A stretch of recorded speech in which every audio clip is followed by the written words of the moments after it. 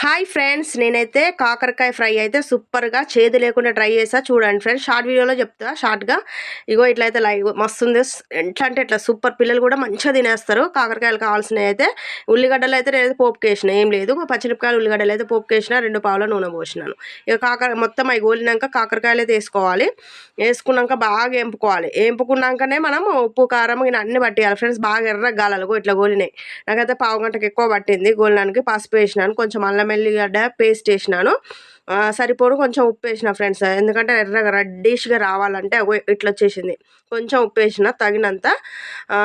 తర్వాత మీరు వేసుకోవచ్చు, అల్లం వెల్లిగడ్డ పేస్ట్ కూడా వేసిన. సూపర్ అంటే సూపర్ టేస్ట్ ఉంటుంది. చేదు అస్సలే ఉండదు. పిల్లలైతే లంచ్ బాక్స్లో పనికొస్తుందని ఇవాళ అయితే షార్ట్ వీడియో పెడుతున్నా ఫ్రెండ్స్. కారం అయితే 2 పావులు వేసేసిన, 2 చెంచాలు, 1 స్పూన్. అప్పుడు ఫస్ట్ వేసిన కొంచెం ఉప్పు, ఇప్పుడైతే వేసిన. ఇంకో లుక్ అయితే ఇలా ఉంది. లాస్ట్కు కొత్తిమీరతో గార్నిష్ చేసుకుంటే రెడీ. ఓకేనా, బాయ్, లైక్ ఇవ్వండి.